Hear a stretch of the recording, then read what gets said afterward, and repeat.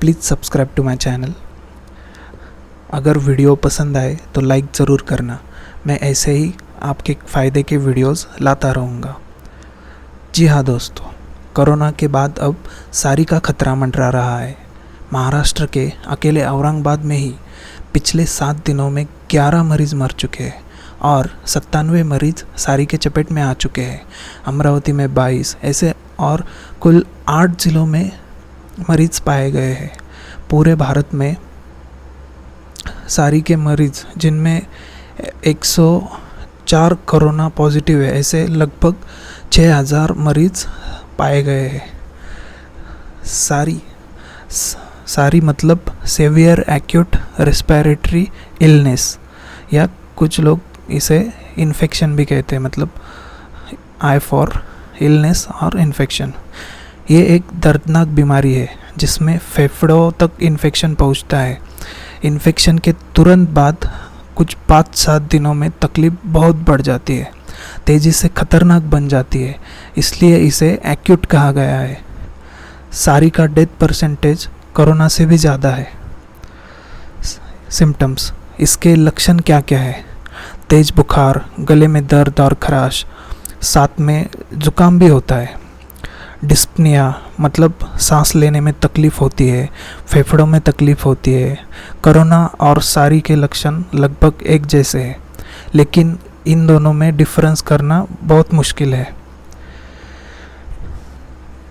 इसके लक्षण और कोरोना या फिर रेस्पिरेटरी सिस्टम के दूसरे बीमारियों जैसे होने के कारण और परफेक्ट डायग्नोसिस मेथड ना होने के कारण सारी डिसीज़ बहुत ही जानलेवा बन जाता है। ये एक्यूट टाइप का डिसीज़ है, यानी तेज़ी से दर्दनाक या खतरनाक बनने वाली बीमारी होने के कारण जब तक परफेक्ट डायग्नोसिस होता है तब तक सीवियरिटी बहुत बढ़ चुकी होती है। अलग अलग मौसम में होने वाले सारी के रीजंस भी अलग अलग हो सकते हैं। जल्दी परफेक्ट डायग्नोसिस ना होना, यानी ये सारी ही है, ये समय रहते पता ना चल पाना, इसे जानलेवा बना देता है। सारी किस वजह से होता है? ये बैक्टीरिया या फिर वायरस के वजह से होता है।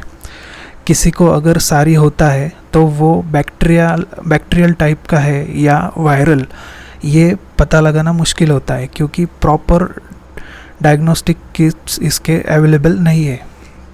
बैक्टीरियल और वायरल सारी की ट्रीटमेंट अलग अलग होती है, इसलिए ये पता करना बहुत ज़रूरी होता है कि वो बैक्टीरियल सारी है या वायरल सारी। तो फिर डॉक्टर्स इसकी सटीक पहचान कैसे कर पाते हैं, इसका डायग्नोसिस कैसे कर पाते हैं?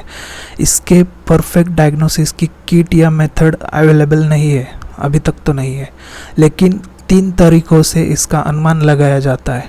पहला है क्लिनिकल मैनिफेस्टेशंस, यानी कि लक्षणों द्वारा।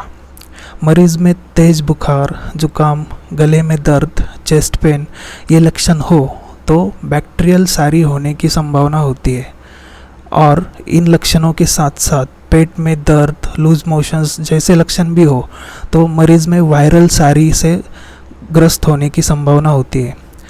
लेकिन लक्षणों के आधार पर परफेक्ट डायग्नोसिस बहुत ही मुश्किल होता है, इसलिए बाद में पैथोलॉजिकल टेस्ट भी किए जाते हैं, जिसमें खासकर WBC काउंट, प्लेटलेट काउंट्स जैसी चीज़ें देखी जाती है। अगर WBCs में न्यूट्रोफिल्स की संख्या बढ़ती है तो वो बैक्टीरियल सारी होता है। अगर लिम्फोसाइट्स काउंट्स कम हो जाता है तो वायरल सारी इन्फेक्शन होता है, ऐसा अनुमान डॉक्टर्स लगा लेते हैं। साथ में इमेजिंग टेस्ट भी किए जाते हैं, जैसे कि लंग्स का एक्सरे निकाला जाता है, फिर लंग्स में सफ़ेद पैचेस हो, उस एक्सरे में सफ़ेद पैचेस दिखाई दे तो सारी लगभग कंफर्म हो जाता है। इसका इलाज क्या है? कोरोना पैंडेमिक के वजह से और अब सारी के बढ़ते खतरे के कारण सिचुएशन वर्स्ट होती जा रही है, लेकिन एक बात दिलासा देने वाली है कि इस पर इलाज है। बैक्टीरियल सारी पे एंटीबायोटिक्स की ट्रीटमेंट दी जाती है, लेकिन वायरल सारी के इलाज के लिए अभी तक कोई स्पेसिफिक ट्रीटमेंट या ड्रग नहीं है। लेकिन फॉर्चुनेटली स्वाइन फ्लू के लिए इस्तेमाल किया जाना वाला ड्रग ओसेल्टामिविर इस पे कारगर दवा साबित हो रहा है। इस तरह से देखा जाए तो दवा है, इलाज है, लेकिन परफेक्ट डायग्नोसिस की दिक्कतों की वजह से सारी भयानक बन जाता है। संदिग्ध या डाउटफुल केसेस में फाइनल कंफर्मेशन से पहले ही डॉक्टर्स, मतलब फाइनल डायग्नोसिस होने से पहले ही डॉक्टर्स ओसेल्टामिविर का 7 दिनों का कोर्स प्रिस्क्राइब कर देते हैं और बाकी की भी जो स्वाइन फ्लू की ट्रीटमेंट है वो शुरू कर देते हैं। क्रिटिकल स्टेज पे आईसीयू में सपोर्टिव केयर दी जाती है, मरीज को वेंटिलेटर पे रखा जाता है। तो फिर कैसे बचे सारी से? खुद का अच्छे से ख्याल रखना चाहिए, स्वच्छता रखनी चाहिए। 1-2 दिन से ज़्यादा समय तक रहने वाला तेज बुखार या फीवर हो तो जांच करवानी चाहिए, तुरंत ही जांच करवानी चाहिए।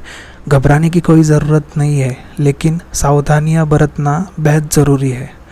कोरोना से बचने के लिए जो भी परहेज़ हम रखते हैं, जैसे कि सोशल डिस्टेंसिंग, मास्क का इस्तेमाल, ये सब करना चाहिए। बूढ़े बुज़ुर्ग, गर्भवती महिलाएं, नवजात शिशु, इनका ज़्यादा ख्याल रखना चाहिए। प्रशासन और सरकार हर संभव प्रयास कर नागरिकों की सुरक्षा में जुटी है।